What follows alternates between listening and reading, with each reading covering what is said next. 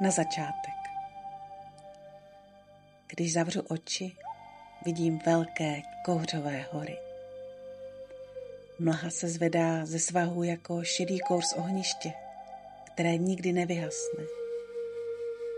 Lesy dýchají a jejich dech se mění v jemný opar, který se tiše vlní mezi stromy a dolinami, až zakryje i stezku pod vašima nohama. Vědci by to popsali složitě a chladně, ale my Cherokeeové tomu říkáme prostě dech duchů. Každé ráno stoupá k obloze a večer se snáší zpátky do údolí. A vy máte pocit, že celé hory dýchají s vámi. Byl to domov mého lidu, domov Cherokeeů po staletí. Kořeny našich příběhů se tu zapletly se stromy a nikdy se nepustily. Hory mluvily vlastním jazykem. Smrky a borovice šeptaly ve větru.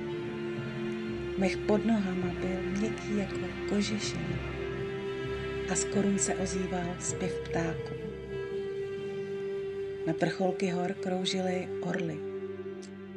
Vlci se skrývali v houštinách. Jeleni se pásli v raním šeru a sovy bděly nad nocí. Prastaré lesy nám dávaly zvěř. Řeky nabízely stříbřité ryby a úrodná půda rodila kukuřici, fazole a dýně. 3 sestry, které odjakživa rostly spolu. Jakoby věděli, že jedna bez druhé nepřežije. A tak jsme i my věděli, že musíme žít v rovnováze. Jeden s druhým, se stromy, které nás střežily, s půdou, která nás živila, i s neviditelným dechem hor, který proudil našimi plícemi, stejně tak jako jejich korunami. Nemohli jsme jen brát. Museli jsme také dávat.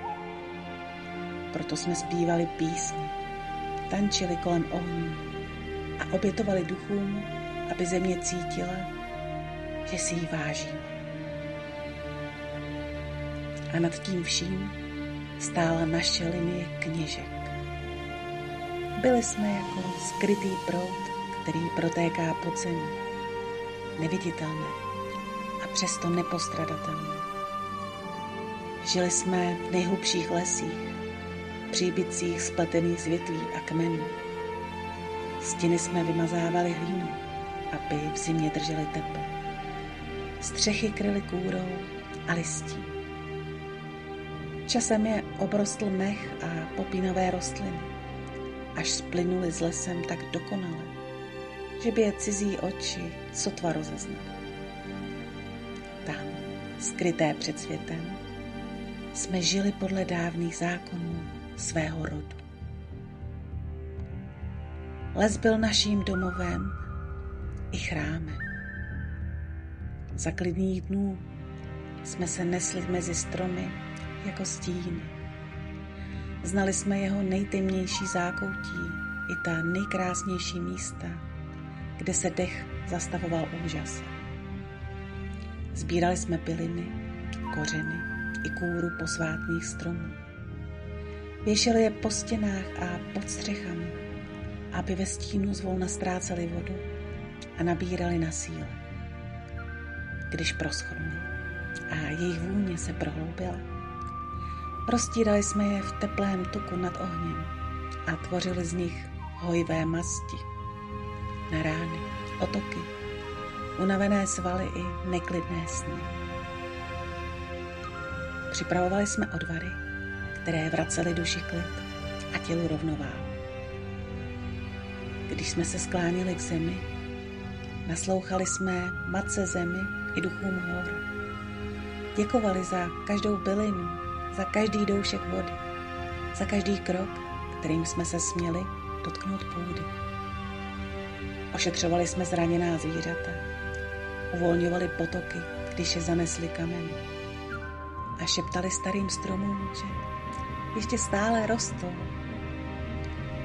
Každý náš dotek měl být pro les darem, nikdy zranění.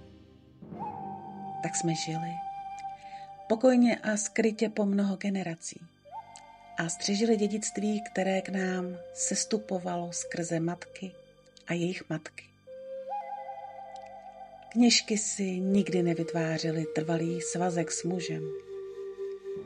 Vybrali si ho jen na chvíli. Nejlepšího bojovníka, náčelníka nebo lovce. A z té chvíle vždy vzdešla dcera. Jen dcera, nikdy syn. Tak tomu bylo od nepaměti. A kdokoliv by zatoužil jinak, přivolal by na sebe hněv hor. Každá z nás v sobě nesla dar. Nikdy se nevědělo, jaký to bude. Někdy se probudil v dětství, jindy až v dospělosti.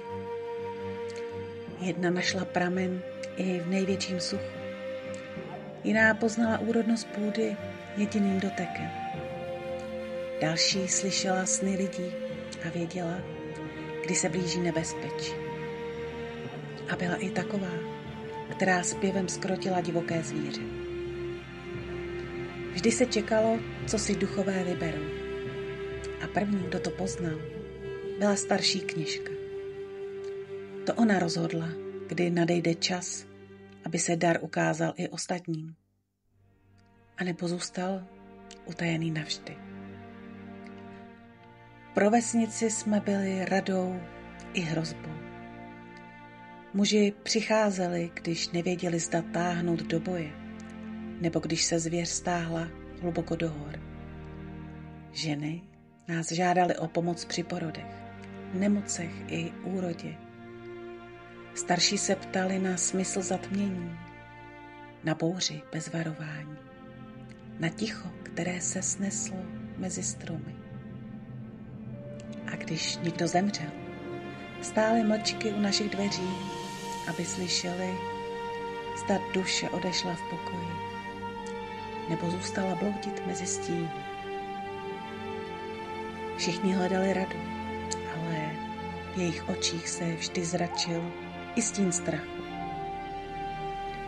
Protože kdo dokáže mluvit se zvířaty, přivolat bouři nebo nahlédnout za hranici smrti, ten je víc než člověk.